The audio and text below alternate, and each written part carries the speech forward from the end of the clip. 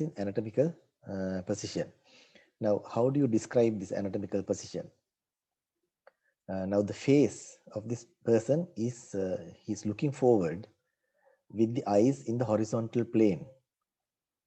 He's not looking up or down, he's just looking straight with the eyes in the horizontal position, and his hands are facing, the palms of the hands are facing forwards. And you can also see he's standing straight in the erect posture with the feet together. You can see the feet together here, palms facing forward, and eyes in the horizontal plane. Eyes in the horizontal plane. So his chin is also in the horizontal plane like this. So this is called anatomical position. So all the discussions are based on this position. Now in this position, side of the face is called anterior. Side of the face is called anterior. So this is anterior side of this person. It is also called ventral. Going by four-legged animals, this term has originated. Ventral is the side of the abdomen. So you can call it still, you can call it in humans also ventral, but more frequently we use this term rather than ventral. We call it anterior because we have an erect posture. Then the opposite of that is posterior. So that is the back side of the person. That is also called dorsal. That can be called dorsal, but again, the more frequently used term is posterior. So anterior and posterior is the side of the face, and the opposite side, the back side. Then the head end, this end, head end is called superior, or you can call it cephalic. Cephalic means head end. Then the opposite of that is called inferior, or you can call it caudal. Caudal means tail end. So these are, these terms are coming from animals. But for us, we are more comfortable in using superior and inferior rather than cephalic and caudal ends. Caudal means that end. Then left and right, of course, you can understand that is the right side is the right hand side, left side is the left hand side. There's no question about it. Then this medial and lateral.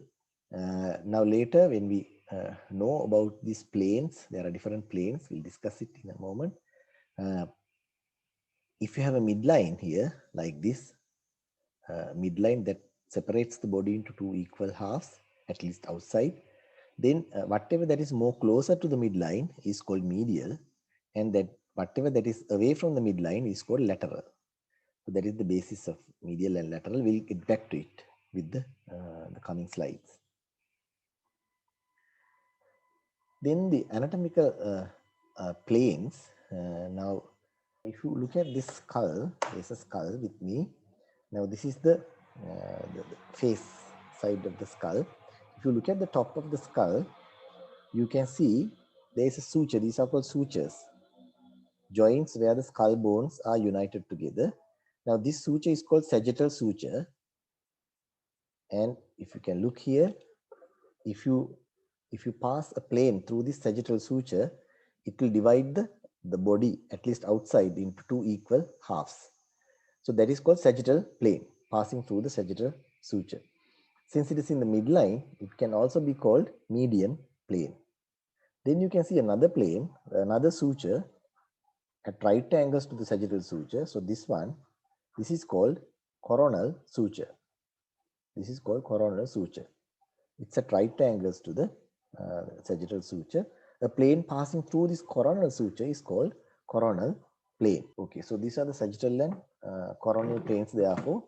So the plane that passes through the sagittal suture is called sagittal plane, or it can also be called median plane.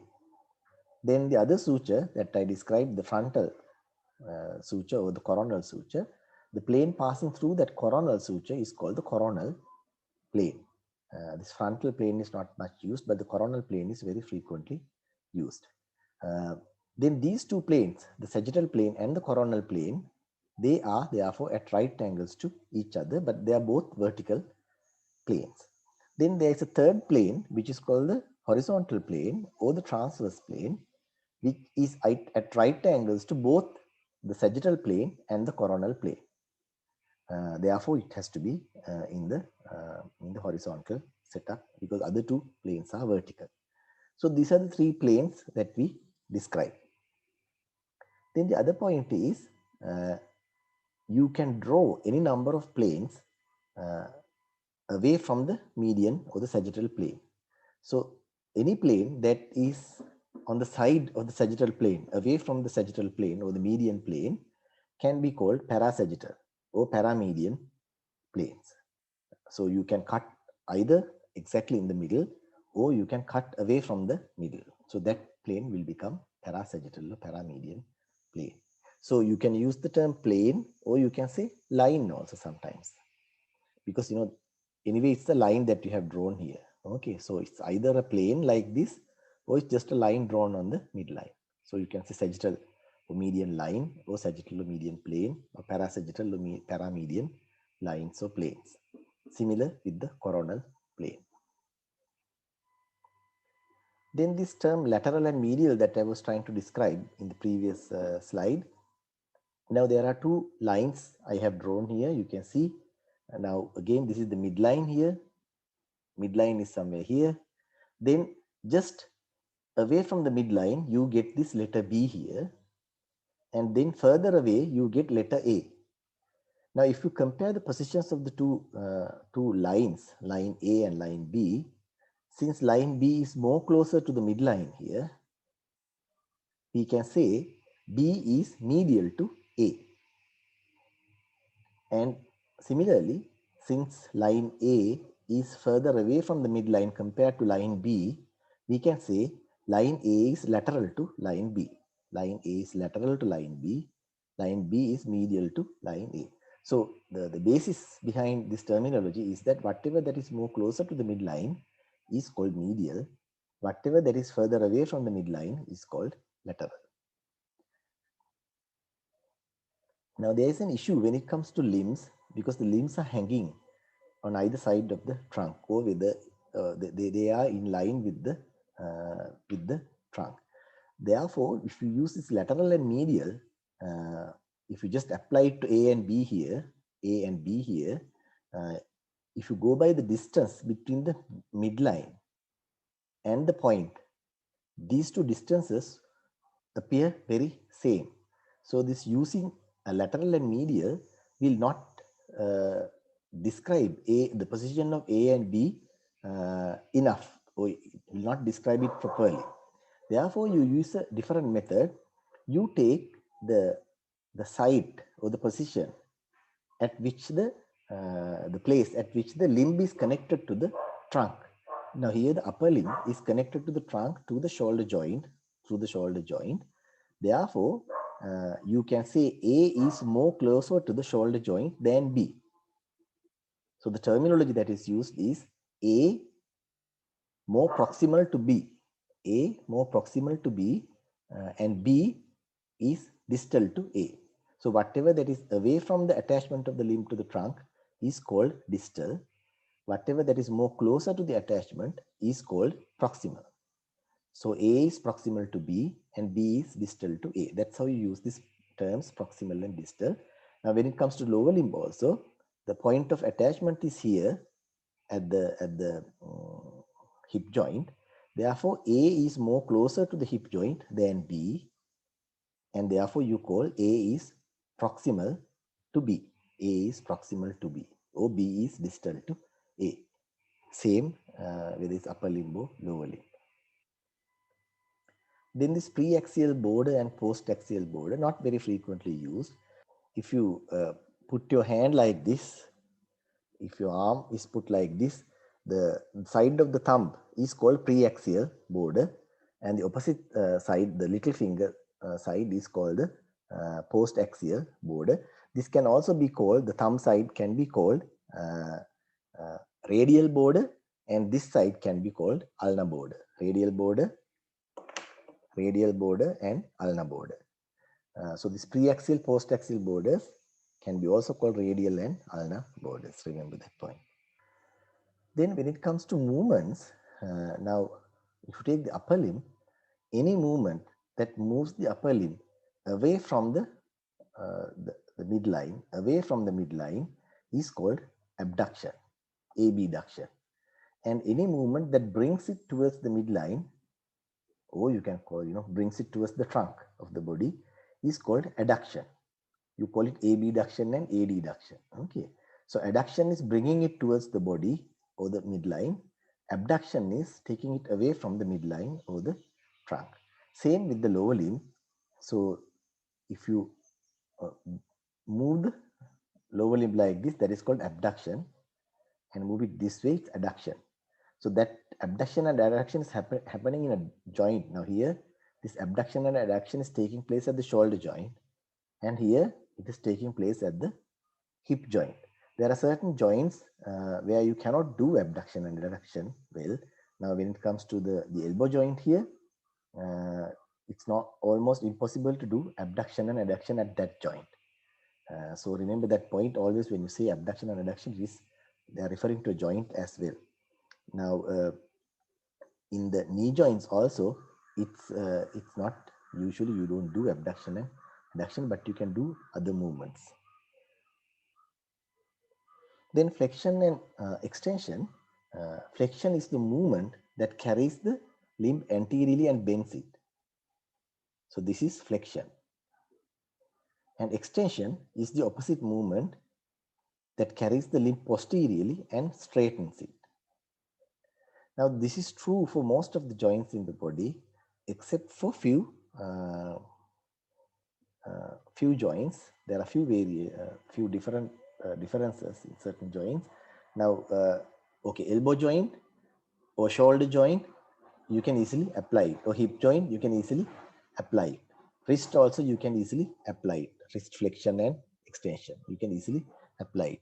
But when it comes to certain lower limb joints, during development, lower limbs rotate medially, and the joints that are on the anterior side came to lie on the posterior side. Therefore, when it comes to the knee joint and the ankle joint, especially because the ankle joint, the foot is at right angles to leg here, the flexion and extension are different in these joints, knee joint and ankle joint.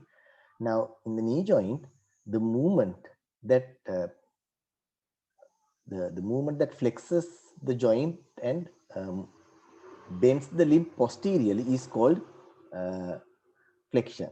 Now this is this is hip joint movement. When it comes to the knee joint, this movement, now if your knee joint is like this movement is called flexion, that way, and this movement is called extension. It's the opposite.